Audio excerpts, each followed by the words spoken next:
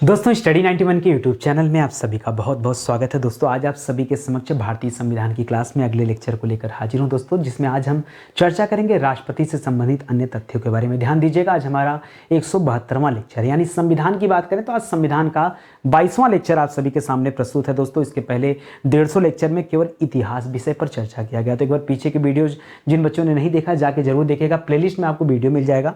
बाकी आज का क्लास अगर आप देखते हैं तो 5131 से लेकर के 5160 तक के सवालों पर चर्चा करने चल रहे हैं और हम बातचीत करेंगे राष्ट्रपति के पद रिक्ति से संबंधित सवाल, महाभियोग से संबंधित सवाल और राष्ट्रपति के अधिकार एवं शक्तियों से संबंधित सवाल। बहुत इंपॉर्टेंट ये चैप्टर है। सवाल कैसे आते हैं जरा पढ़ लीजिए। लिख रहा, राष्ट्रपति अपने 5 वर्ष के कार्यकाल से पहले किस प्रकार पद से त्यागपत्र दे सकता है या किसे संबोधित करके अपना त्यागपत्र देता है। महाभियोग का उल्लेख दोस्तों किस अनुच्छेद में किया गया है। राष्ट्रपति पर महाभियोग संसद के किस सदन द्वारा लगाया जा सकता है। सर्वोच्च उच्च न्यायालय के मुख्य न्यायाधीश की नियुक्ति कौन करता है। भारत का राष्ट्रपति सभी कार्य किसके परामर्श से करता है।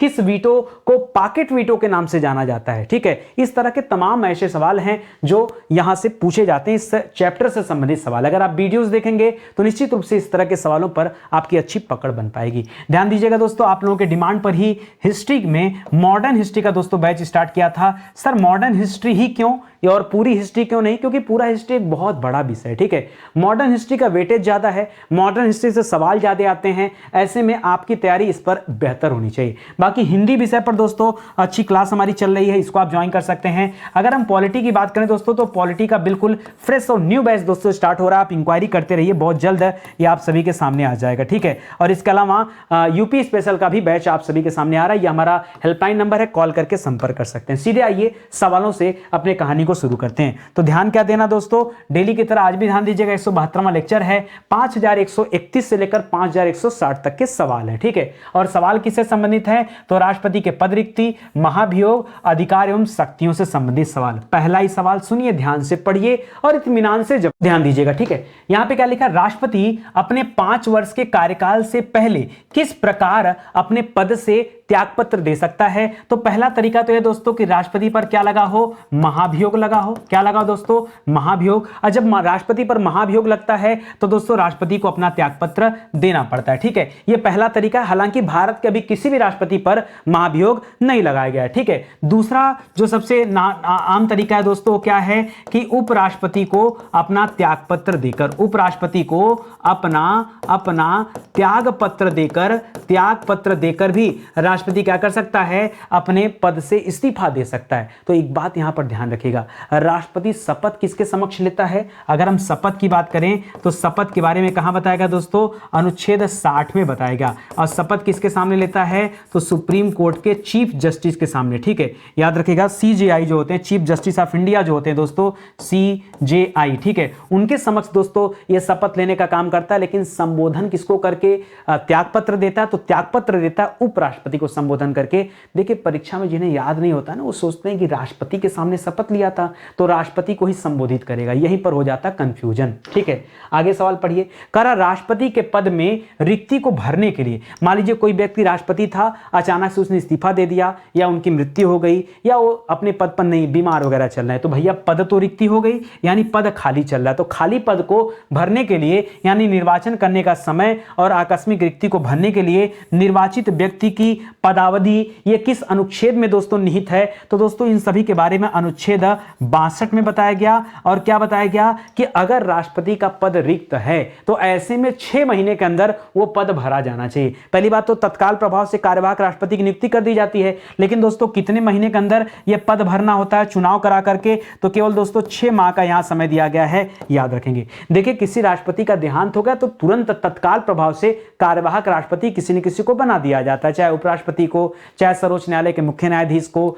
चाहे जो भी हो, जो जरूरत हो, तो दोस्तों उन्हें कार्यवाहक बना दिया जाता है। लेकिन आपके सामने सवाल क्या है कि दोबारा चुनाव कराना, तो दोबारा चुनाव दोस्तों ये 6 महीने के भीतर कराना आवश्यक है, इसको भी ध्यान में रखेंगे। लिख रहा है किस अनुच्छेद में कहा गया है कि राष्ट्रपति अपने पद की अवधि समाप्त हो जाने पर भी तब तक दोस्तों अपने पद पर बना रहेगा जब तक कि दोस्तों उसका उत्तराधिकारी यानी चुनाव के बाद जो नया वाला आ रहा है दोस्तों, जब तक वो अपना पद धारण न कर ले तब तक दोस्तों अपने पद पर बने रहेंगे। दोस्तों ये बातें कहां कही गई हैं? तो 56(1) में कही गई। कहां पर दोस्तों? अनुच्छेद 56(1) के अंतर्गत दोस्तों कहा गया है कि जब तक नया राष्ट्रपति नहीं आ जाता तब तक पुराना वाला राष्ट्रपति क्या करेगा? उस पद पर बना रहेगा। ठीक है, अगला सवाल लिख रहा, किस अनुच्छेद में कहा गया है कि जब राष्ट्रपति पद की रिक्ति पदावधि यानी 5 साल की समाप्ति से पहले हुई हो तो निर्वाचन पदावधि की समाप्ति के पहले ही कर लिया जाएगा। देखिए इसका मतलब क्या होता है? ऐसा तो नहीं कि राष्ट्रपति पद का निर्वाचन बड़ा सोच समझ के किया जाता है। अरे भाई एक टाइम पीरियड है, सोचना समझना नहीं, मेरे को नहीं बोलना चाहिए, कुछ अलग बोलना चाहिए। यहाँ पे कहने का मतलब राष्ट्रपति तो हर 5 साल पे चेंज होंगे, तो दोस्तों जब पता है कि 5 साल का कार्यकाल समाप्त होने वाला तो उसके पहले ही चुनाव करा लो। हम इंतजार नहीं करते कि चुनाव उसके बाद होगा, हम चुनाव पहले ही करा लेते हैं ताकि दोस्तों क्या हो सके, 5 साल समाप्त होते होते एक नया राष्ट्रपति देश को मिल जाए। और ये यही कहा जा रहा है, फिर से पढ़िए सवाल को तब समझ आएगा। किस अनुच्छेद में कहा गया है कि जब राष्ट्रपति पद की रिक्त पदावधि 5 वर्ष की समाप्ति से हुई है तो निर्वाचन पदावधि की समाप्ति के पहले ही करा लिया जाएगा। ये दोस्तों कहां बताया गया है? तो दोस्तों कहा गया है अनुच्छेद 62(1) में। कहां पर दोस्तों? अनुच्छेद 62(1) में बात कही गई है कि जो निर्वाचन है वो पहले ही हो जाएगा, इंतजार नहीं किया जाएगा कि पदावधि समाप्त हो जाए। इंतजार किस बात का बताइए?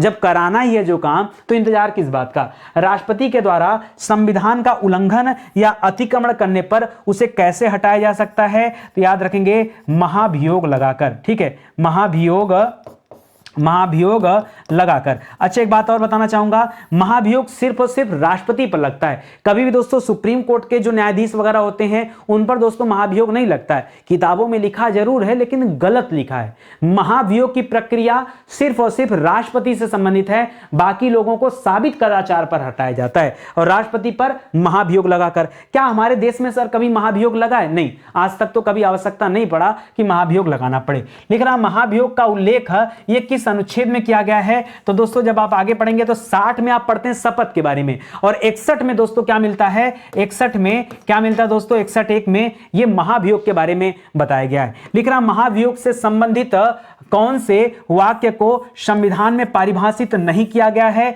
तो दोस्तों जो संविधान का उल्लंघन हमने कहा, संविधान का उल्लंघन, पीछे बोला ना कि राष्ट्रपति यदि संविधान का उल्लंघन करता हो, दोस्तों ये उल्लंघन को परिभाषित नहीं किया गया कि उल्लंघन माने क्या। ठीक है, उल्लंघन की कोई परिभाषा नहीं दी गई। हां, राष्ट्रपति पर महाभियोग लगता कैसे है? तो संसद के किसी भी सदन से 1/4 लोग प्रस्ताव लगाकर महाभियोग की प्रक्रिया आरंभ कर सकते हैं। सवाल सुनिएगा, लिख रहा राष्ट्रपति को महाभियोग की लिखित सूचना दोस्तों कितने दिन पहले मिलनी चाहिए? अगर किसी राष्ट्रपति पर महाभियोग लगाया जा रहा है तो कम से कम यह प्रक्रिया जो शुरू होने वाली है तो 14 दिन पूर्व सूचना ये राष्ट्रपति को देना अनिवार्य है कि हां आपके ऊपर महाभियोग लगने वाला है। ठीक है, प्रक्रिया से पहले की बात कर रहे हैं, ऐसा नहीं कि महाभियोग अचानक से लग जाए। 14 दिन पहले दोस्तों राष्ट्रपति को सूचना देना आवश्यक है। अगला सवाल करा, राष्ट्रपति पर महाभियोग संसद के किस सदन द्वारा लगाया जाता है? तो कह सकते हैं किसी भी सदन द्वारा। ठीक है, संसद के किसी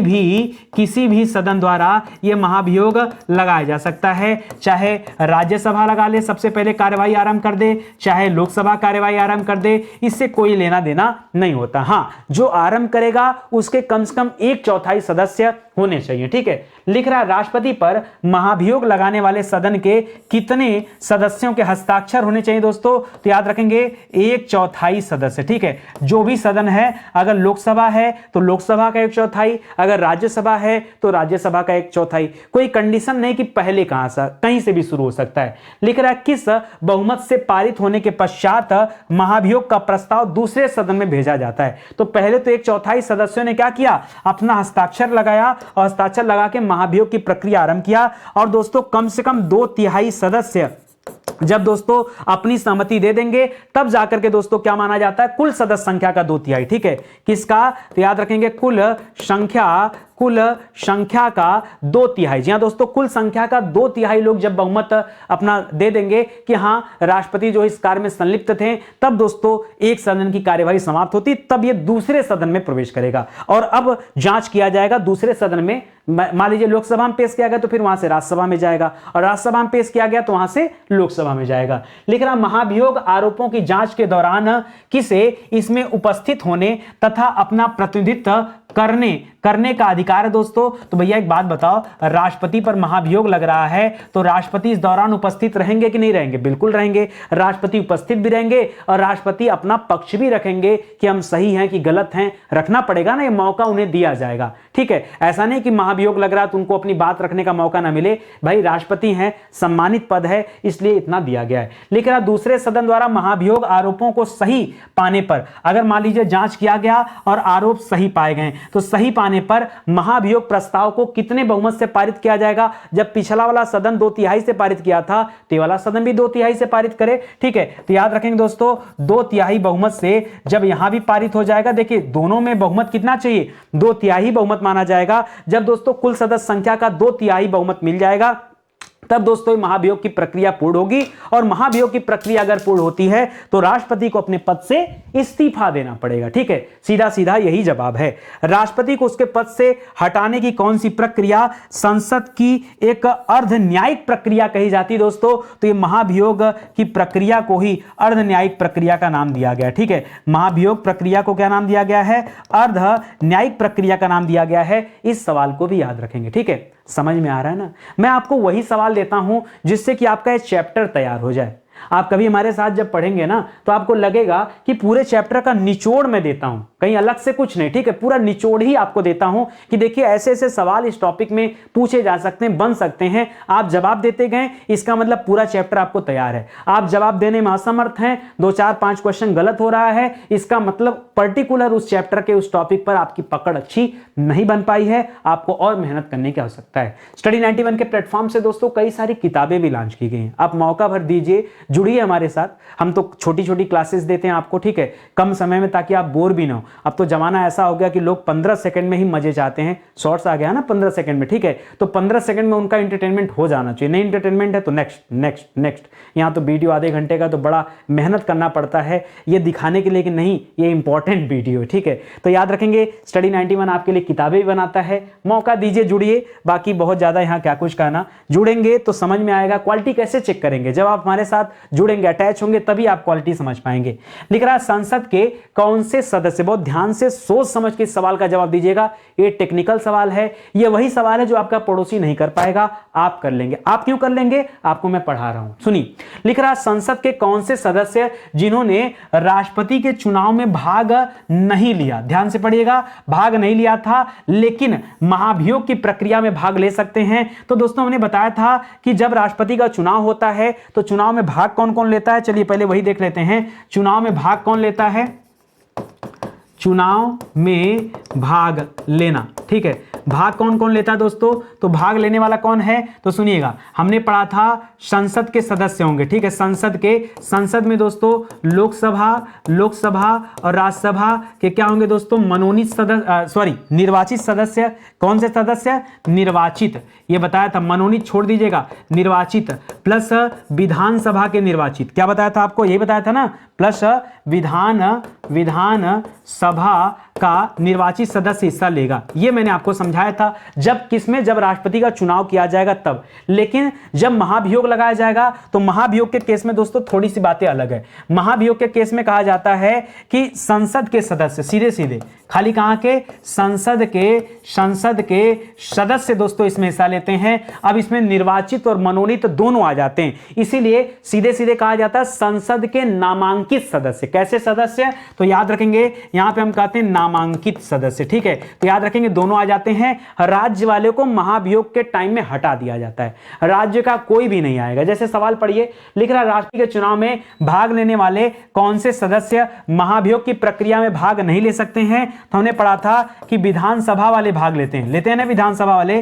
तो विधानसभा वाले भाग लेते हैं, लेकिन यहां पर विधानसभा वाले भाग नहीं लेंगे। खास करके दिल्ली और पुदुचेरी भी हमने पढ़ा था, तो दिल्ली और पुदुचेरी भी दोस्तों इसमें यहां के भी मेंबर भाग नहीं लेंगे। क्यों? क्योंकि विधानसभा वाले हैं, ठीक है, तो चाहे कोई भी विधानसभा हो, विधानसभा चाहे कोई भी हो दोस्तों, उसके मेंबर जो हैं महाभियोग के टाइम भाग नहीं लेंगे, जबकि जब राष्ट्रपति का चुनाव किया जा रहा था तब भाग लिया जा रहा था। तो ये बहुत अच्छा सवाल है, परीक्षा में आता तो बहुत ज्यादा कंफ्यूजन होने की वजह से लोग जवाब नहीं दे पाते हैं। लेकिन अभी तक भारत में कितने राष्ट्रपतियों पर दोस्तों महाभियोग चलाया गया है, तो याद रखेंगे एक भी नहीं, ठीक है, एक भी नहीं, ठीक है, मतलब किसी भी राष्ट्रपति पे आज तक महाभियोग चलाने की नौबत नहीं आई है, ये आप याद रखेंगे। अगला सवाल देखिए, लिख रहा प्रधानमंत्री की सलाह पर, बहुत ध्यान से पढ़िएगा, ये वर्ड बहुत इंपॉर्टेंट है। प्रधानमंत्री की सलाह पर मंत्रिपरिषद एवं अन्य सदस्यों की नियुक्ति कौन करता है, तो मंत्रिपरिषद एवं अन्य सदस्यों की नियुक्ति राष्ट्रपति करता है। याद रखेंगे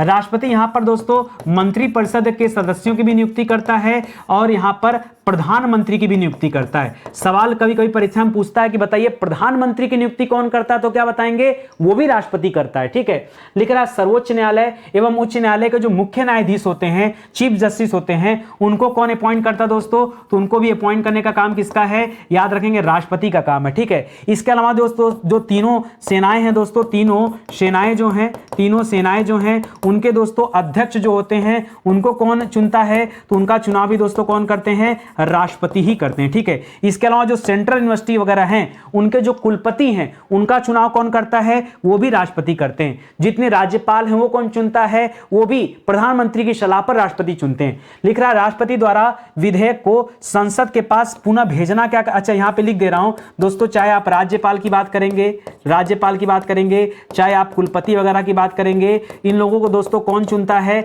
ये राष्ट्रपति चुनते हैं, ठीक है, ये भी याद रखेंगे। लिख रहा है राष्ट्रपति द्वारा किसी विधेयक को संसद के पास पुनः भेजना क्या कहलाता है, पुनः भेजना कहलाता है निलंबनकारी वीटो। क्या कहलाता है, निलंबनकारी वीटो। दोस्तों वीटो के कई प्रकार होते हैं, उसमें से निलंबनकारी वीटो किससे संबंधित है, जब राष्ट्रपति किसी विधेयक को क्या कर देता है, पुनः संसद के सदन में विचार करने के लिए वापस भेजता है, पुनर्विचार के लिए, तब वही क्या कहलाता है, निलंबनकारी वीटो कहलाता है, कि उसमें और कुछ ऐड वैड करना हो सकता है। देखिए होता क्या है कि संसद के दोनों सदन मिलकर किसी विधेयक को पास करते, जब कानून बनना होता है तो अंतिम में हस्ताक्षर कौन करते, राष्ट्रपति करते हैं। तो राष्ट्रपति को अगर वहां कुछ डाउट होता है, कुछ गलत लगता है, तो राष्ट्रपति क्या करते हैं, उस विधेयक को लौटा देते हैं वापस सदन में, यह भी कहा जाता है। लेकिन जब दोबारा सदन पास करेगा तब राष्ट्रपति बाध्य हो जाते हैं, ठीक है, लेकिन ऐसा करने में 14 दिन का समय दिया जाता है। लिख रहा किसने कहा था कि राष्ट्रपति राज्य का मुखिया है, क्या है दोस्तों, राज्य का मुखिया है, लेकिन कार्यपालिका का नहीं। क्यों,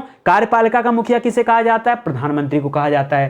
राष्ट्रपति क्या करता है, राष्ट्र का प्रतिनिधित्व करता है, लेकिन राष्ट्र पर शासन नहीं करता है। राष्ट्र पर शासन कौन करता है, प्रधानमंत्री करते हैं। ये कथन किसका है दोस्तों, याद रखेंगे, ये कथन है डॉक्टर भीमराव अंबेडकर जी का। किसका कथन है, डॉक्टर भीमराव अंबेडकर जी का कथन है, इसे भी याद रखेंगे। लिख रहा राष्ट्रपति, भारत का राष्ट्रपति सभी कार्य किसकी सलाह से करता है, सभी कार्य किसके परामर्श से करता है दोस्तों, तो याद रखेगा प्रधानमंत्री और मंत्रिपरिषद, ठीक है, प्रधानमंत्री और मंत्रिपरिषद जो उसकी है दोस्तों, उसकी मंत्रिपरिषद की सलाह से ये क्या करता है, राष्ट्रपति समस्त कार्य करता है, ठीक है। लिख रहा भारत के प्रधानमंत्री की नियुक्ति कौन करता है, लोग ही जानते हैं कि प्रधानमंत्री चुना जाता है। हाँ, लोकसभा के लोग क्या करते हैं, जो बहुमत दल का नेता होता है उसे प्रधानमंत्री चुनते हैं, लेकिन नियुक्ति दोस्तों कौन करता है, तो याद रखेंगे प्रधानमंत्री की नियुक्ति भी कौन करते हैं, राष्ट्रपति ही करते हैं। तो इसको भी आप याद रखेंगे, बहुत इंपॉर्टेंट सवाल हैं सभी, बहुत कंफ्यूजन वाले भी हैं, जो बच्चे नहीं पढ़े होते हैं अंततः उनसे गलतियां हो ही जाती हैं। लिख रहा राष्ट्रपति की किसी विधेयक पर अनुमति देने या अनुमति न देने के कारण निर्णय लेने की सीमा का अभाव होने के कारण राष्ट्रपति किस प्रकार के वीटो का दोस्तों प्रयोग कर सकता है, तो राष्ट्रपति उस चीज को रोकता है अपने पास, और उसी पावर को यहां किस नाम से जाना जाता है, तो याद रखेंगे जेबी वीटो के नाम से जाना जाता है। किसके नाम से, जेबी वीटो के नाम से जाना जाता है। इस पावर में क्या होता है, इसी जेबी वीटो को दोस्तों पॉकेट वीटो कहा जाता है। इसमें राष्ट्रपति अनिश्चित काल के लिए किसी विधेयक को अपने पास रोक कर रख सकता है, यानी वापस भी नहीं करेगा और कोई टीका टिप्पणी नहीं, ठीक है, याद रखेंगे। इस तरह की घटना हुई थी 1986 में। 1986 के दौरान राष्ट्रपति थे दोस्तों ज्ञानी जैल सिंह, ठीक है, और ज्ञानी जैल सिंह के समय में घटना घटी, एक विधेयक पेश हुआ था, डाक संशोधन विधेयक, भारतीय डाक संशोधन विधेयक, और उन्होंने इस विधेयक को क्या कर दिया दोस्तों, इस पर जेबी वीटो लगा करके अपने पास इस विधेयक को दोस्तों अनिश्चित काल के लिए रोक लिया, ठीक है, याद रखें दोस्तों, अनिश्चित काल तक रोकना क्या कहलाता दोस्तों? जब ये काम करना होता है राष्ट्रपति को तब जेबी वीटो का प्रयोग राष्ट्रपति करते हैं। लिख रहा किस वीटो को पॉकेट वीटो के नाम से जाना जाता है? तो याद रखेंगे इसी जेबी वीटो को ही दोस्तों किस नाम से जानते हैं? जेबी वीटो को ही पॉकेट वीटो के नाम से भी जाना जाता है, याद रखेंगे। और पहली बार इसका प्रयोग किसने किया था? तो ज्ञानी जैल सिंह जी ने किया था, इसे भी आप याद रखेंगे। ठीक है, अगला सवाल, संविधान के किस अनुच्छेद के अंतर्गत राष्ट्रपति यदि किसी विधेयक को लौटाना चाहता है तो विधेयक को उसे प्रस्तुत किए जाने के बाद यथाशीघ्र लौटा देगा? ये किस अनुच्छेद के तहत पूछ रहा दोस्तों? तो याद रखेंगे यहां पर अनुच्छेद 111 है। क्या है दोस्तों? अनुच्छेद 111 कहता है कि अगर राष्ट्रपति किसी विधेयक को वापस भेजना चाहता है तो क्या कर देगा? यथाशीघ्र भेज देगा, और इसे आप याद रखेंगे। दोबारा दोस्तों एक बार तो निलंबनकारी में होता है, लेकिन अगर पास हो गया तो तब नहीं भेज सकता, तब उसे मानना पड़ेगा। लिख रहा किस प्रक्रिया से संबंधित अधिनियमों में राष्ट्रपति के पास कोई वीटो शक्ति नहीं होती है? दोस्तों जब संविधान संशोधन करना होता है, क्या करना होता है? जब कभी संविधान संशोधन होता है, ठीक है, तो संविधान संशोधन विधेयक जब पेश किया जाता है तब राष्ट्रपति के लिए दोस्तों यहां पर उसके पास कोई पावर नहीं होता कि वो उसे भी रोक ले।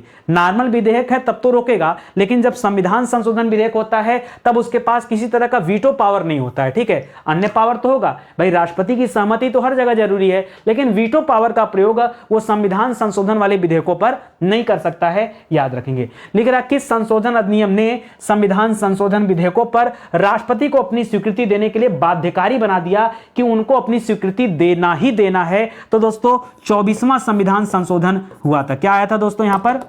याद रखेंगे 24वां संविधान संशोधन हुआ था। इस 24वें संविधान संशोधन अच्छा कब हुआ था दोस्तों? ये भी समय पूछ सकता है। तो 1971 में हुआ था। उसी समय राष्ट्रपति क्या हो गए थे दोस्तों? बाध्यकारी हो गए थे कि अगर संविधान संशोधन से संबंधित कोई भी विधेयक है तब तो उन्हें पास करना ही करना होगा, वो उसको रोक नहीं सकते हैं। ठीक है, उसको रोक नहीं सकते हैं, यही कहा गया। तो इसको भी याद रखेंगे। इसी तरह दोस्तों आज का सेशन पुनः समाप्त होता है। देखिए स्टडी 91 एक ऐसा प्लेटफॉर्म है जहां पर इतने ज्यादा सवाल इतने कम समय में कराए जाते हैं, वो भी ब्रीफ तरीके से। ऐसा नहीं कि हमने आया और कुछ भी पढ़ाए और चले गए। जो जरूरत की चीजें होती हैं वो आपको बताई जाती है। ठीक है, और जितना जितना बताया जा रहा है आप केवल उतना भी याद रखेंगे ना, तो निश्चित रूप से परीक्षा में आप बेहतर कर पाएंगे। ठीक है दोस्तों, हमारी कई सारी ई बुक भी आती है, ई बुक परचेज कर सकते हैं। इससे बहुत सारे विषय पढ़ा दिए गए। इसमें इंडियन पॉलिटी भी है, ठीक है, ये भारतीय राज्य व्यवस्था का नोट्स भी है। आप चाहें तो परचेज कर सकते हैं, हमारा हैंड रिटन नोट्स है। पहले दोस्तों मैंने कॉपी पर पढ़ाया था, ये उसी कॉपी पर पढ़ाए गए वीडियो का दोस्तों हैंड रिटन नोट्स है। इसे आप ले सकते हैं हमारे वेबसाइट से, एप्लीकेशन से। आप किताबें खरीदेंगे तो किताब तो बाई पोस्ट आपके घर तक जाएगी। किताबें ऑनलाइन ऑफलाइन दोनों अवेलेबल हैं, मार्केट से भी ले सकते हैं, ऑनलाइन ले सकते हैं। ऑनलाइन आप हमारे वेबसाइट से, हमारे एप्लीकेशन से ले सकते हैं। और इसके अलावा अगर कैश ऑन डिलीवरी चाहिए कि सर 10 20 30 ज़्यादा ले लो लेकिन हमको हमारे घर पहुंचा के तब पैसा लेना, तो एक काम करो, आप फ्लिपकार्ट पे चले जाओ, वहां से ऑर्डर कर दो, अमेजन से ऑर्डर कर दो, मीशो से ऑर्डर कर दो, वहां पे जाओगे तो वहां आपको आसानी से मिल जाएगा। ठीक है, तो आज का सेशन दोस्तों ही समाप्त होता है। उम्मीद करता हूं आपको अच्छा लगा होगा। ठीक है, हाँ थोड़ा सा कम पीरियड लगता है दोस्तों, लेकिन अच्छा भी है ना, आपका समय बचता है। ठीक है, कम समय में हम ज़्यादा क्वेश्चन अटेंड कर लें तो बेहतर है ना। 30-30 क्वेश्चन लोग घंटों घंटों में पढ़ाते हैं। हमारी क्लास तो दोस्तों ऐसी कि कब शुरू होती कब समाप्त होता है पता नहीं चलता है, तो ये आपके लिए बेहतर रहेगा। आप कहीं भी कोचिंग करिए, कहीं से भी पढ़ रहे हो, लेकिन स्टडी 91 के साथ अपना एक जुड़ाव बना के रखिए ताकि आपकी स्टडी और बेहतर हो पाए और अच्छे अच्छे सवालों का कलेक्शन आपके पास हो पाए। ठीक है, तो चलिए मिलते हैं अगले सेक्शन में। तब तक के लिए बहुत बहुत धन्यवाद आपका। और एक बार निवेदन फिर से करना चाहूँगा कि आप वीडियो को लाइक करिएगा, शेयर करिएगा, कमेंट करिएगा। इससे थोड़ा सा लाभ होगा हमारा, थोड़ा चिंता करिए हमारी भी। ठीक है, हम तो आपकी कर ही रहे हैं। ठीक है, तो बहुत बहुत धन्यवाद आपका। मिलते हैं अगले लेक्चर में, तब तक के लिए जय हिंद, जय Bharat. Thank you so much.